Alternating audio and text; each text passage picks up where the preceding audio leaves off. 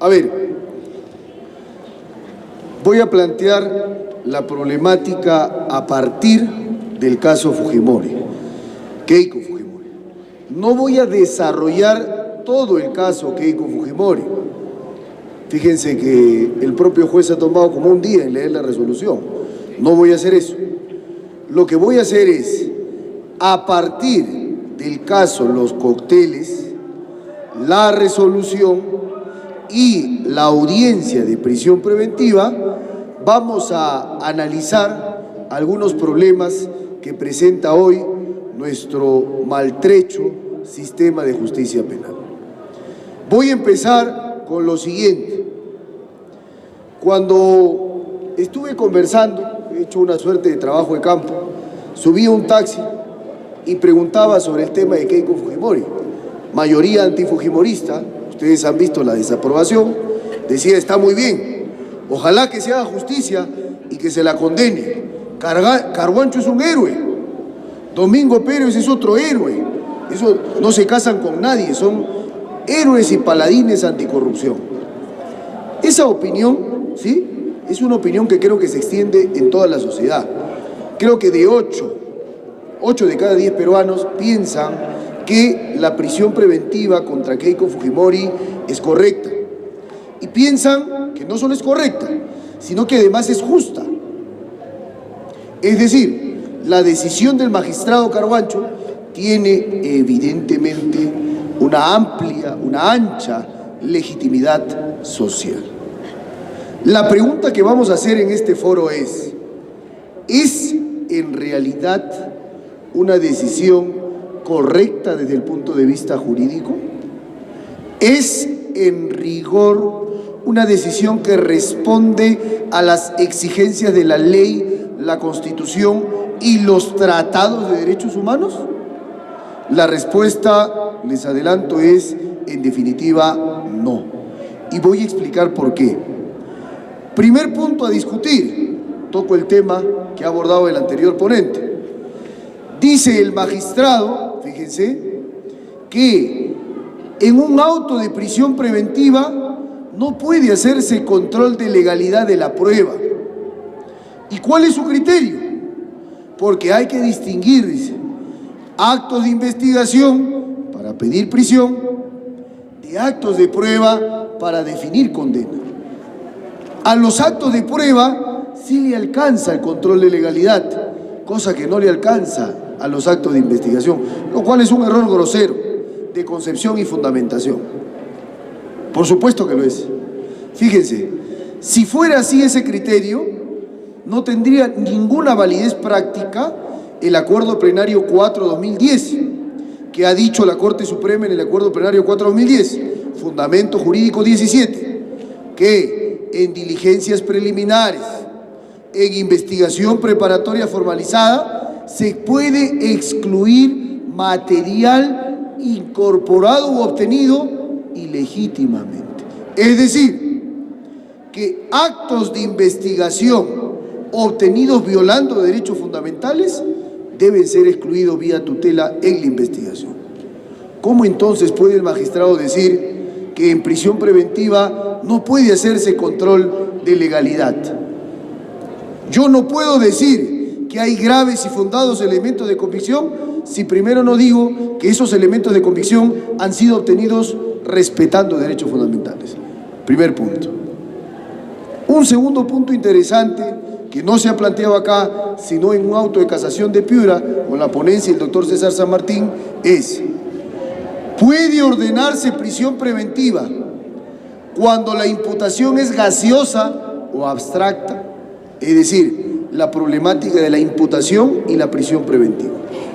Nuestra posición es que no puede haber prisión preventiva si es que los hechos que te trae Fiscalía son hechos formulados en términos genéricos, abstractos o gaseosos. Y acá ocurre un tema singular. La casación 626-2013 Moquegua, ¿qué cosa es lo que dice? No puedes discutir imputación en prisión preventiva. Para eso está la tutela, dice. Ahí está la vía propia. ¿Qué dice la Suprema en el caso Walter Ríos? no puedes discutir imputación en prisión preventiva. Entonces, la lógica es, pueden encerrarte durante 36 meses frente a un hecho que es genérico, gaseoso o abstracto. Eso es realmente un criterio inconstitucional. ¿Qué cosa es lo que pasa en Lima? En Lima se está generando una práctica perversa y abusiva, pero que además es desigual.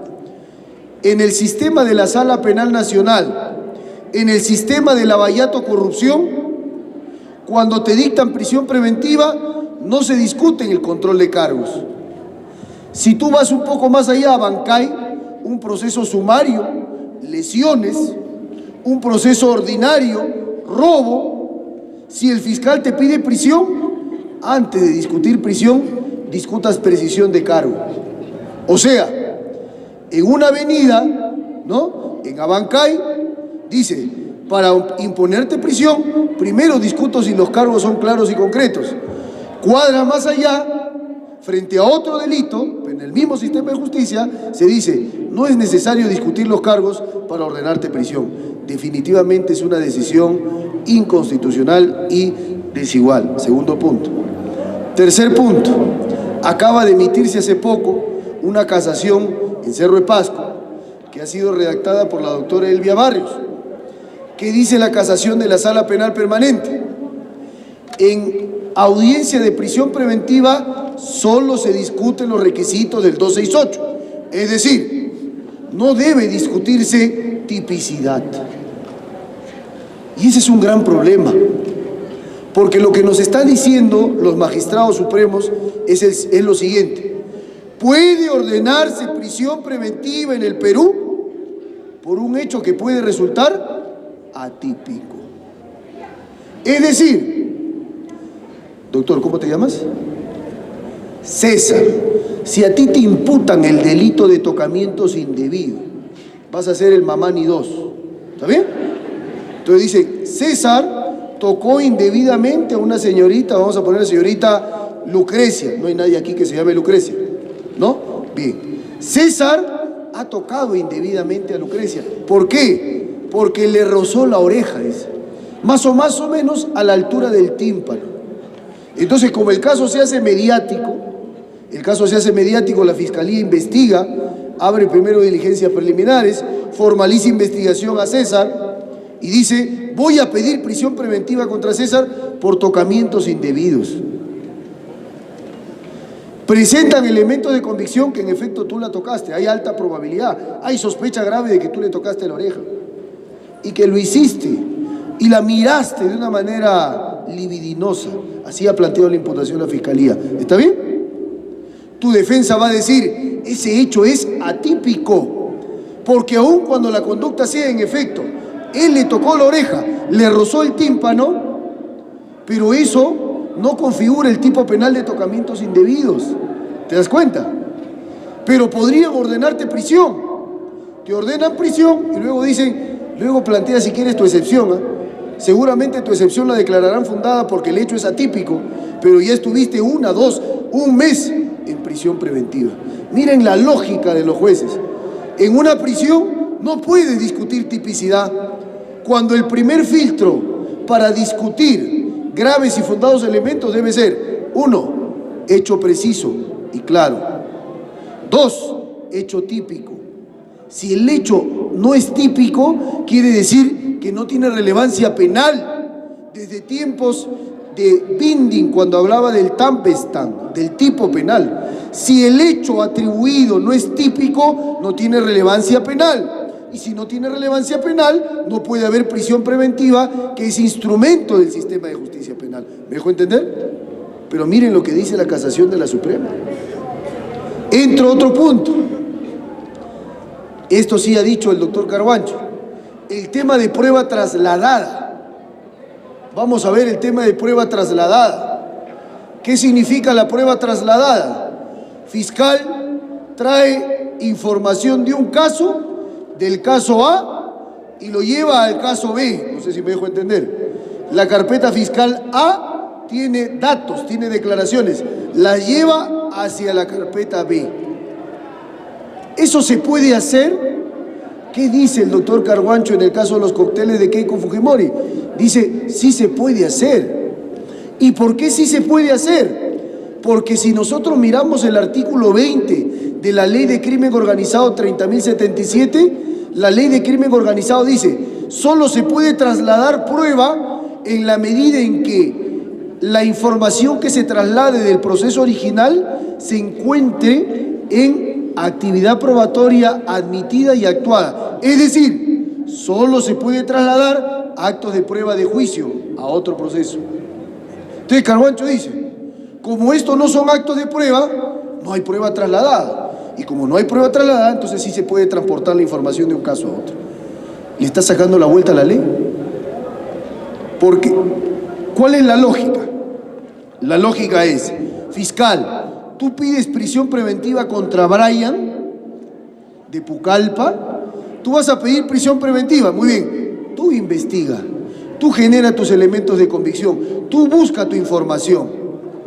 Ah, tienes un caso débil, quieres traer otro caso, muy bien, para que no se lesione el control, el contradictorio, la defensa, la igualdad de armas, solo lo vas a hacer, dice la ley, de manera excepcional, uno, para casos de crimen organizado. Si a Brian le imputaran el delito de estafa, ¿podrían trasladar prueba? No, porque no cabe traslado de prueba para delitos comunes, solo para delitos de criminalidad organizada. Segundo, la ley dice, no puedes traer cualquier tipo de información, solo puedes trasladar actos de prueba, o sea, los que se producen en juicio, porque los actos de investigación son intrasladables. Y entonces ahí hay una decisión viciada de nulidad. Está yendo contra el texto claro y expreso de la ley. Está prevaricando el doctor Carguancho cuando utiliza prueba trasladada para fundar prisión.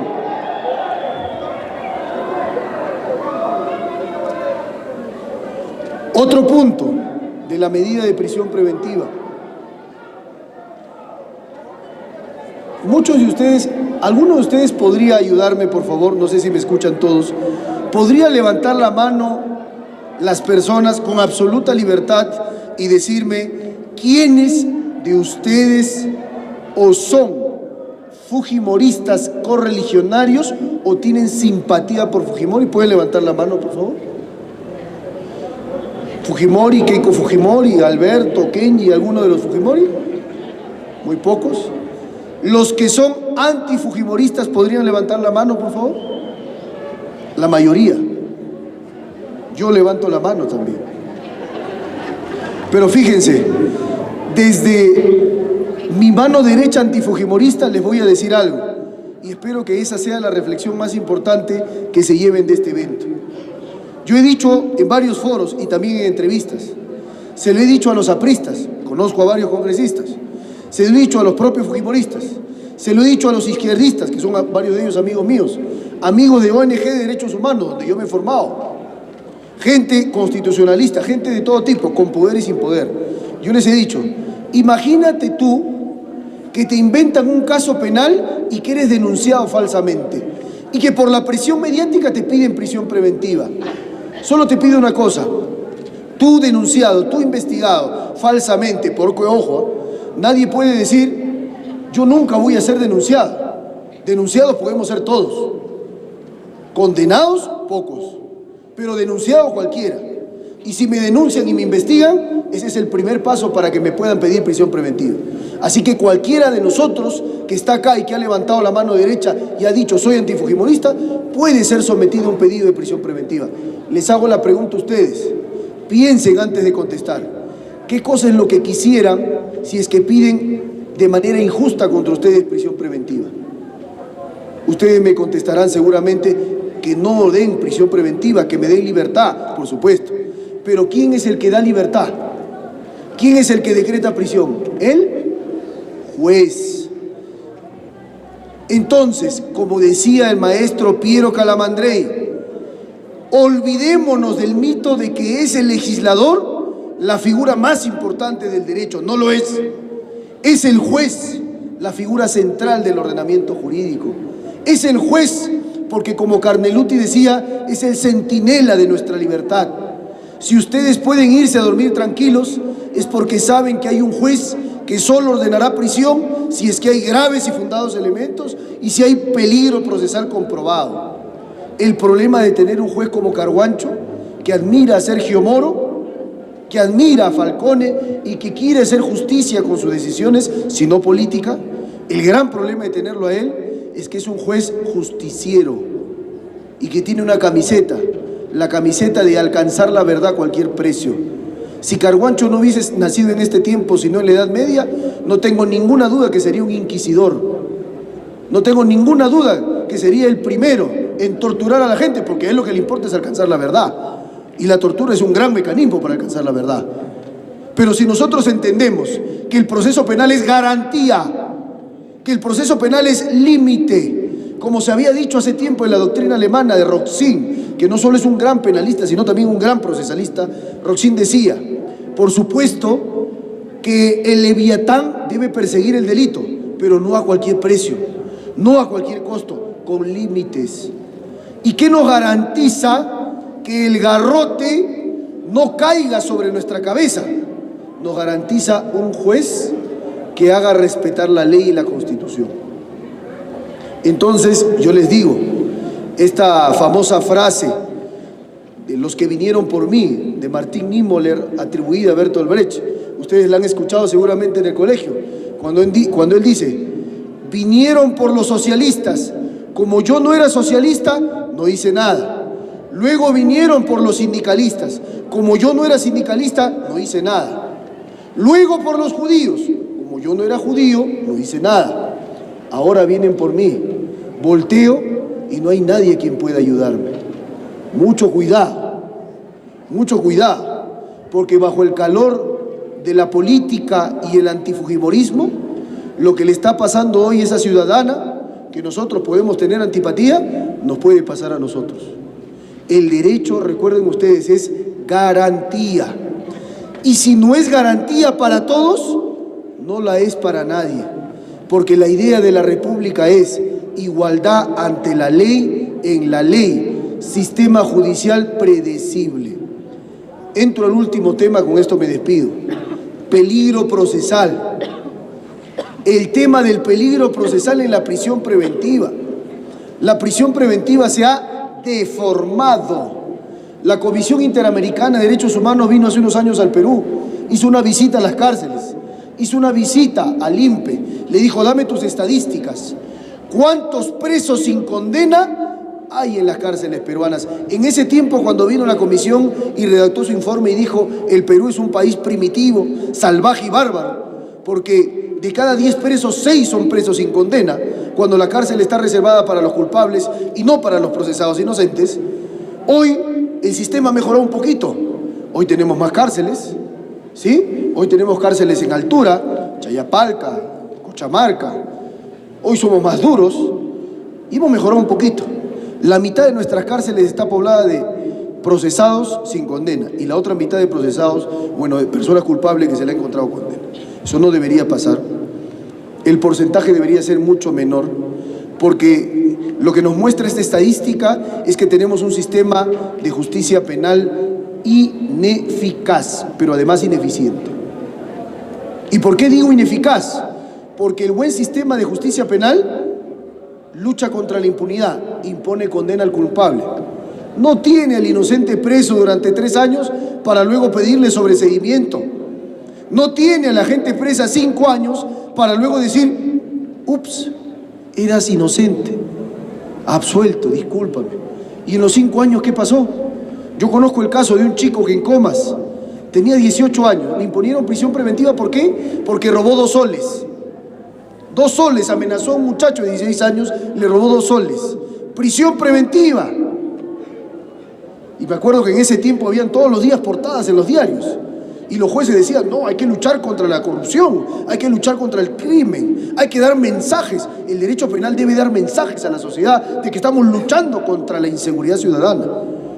18 años, agente primario, 2 soles había robado con amenaza. Entró al Lurigancho.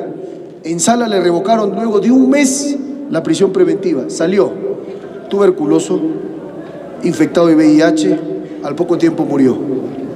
Violado además en la cárcel. Eso es lo que pasa en nuestras cárceles. ¿Y quién se hace responsable de eso? ¿O estamos hablando de una cosa? El sistema de justicia penal se refiere a seres humanos, no a cosas, no a objetos, seres humanos. Si nosotros no pensamos como Terencio, soy un humano, por lo tanto, nada de lo que es humano me es ajeno. Si nosotros somos indiferentes al dolor de otro, ese dolor luego puede ser el dolor nuestro, de nuestras familias. Así que mucho cuidado. El gran problema con el peligro procesal es que primero se presume. O sea, hoy el peligro de fuga se presume.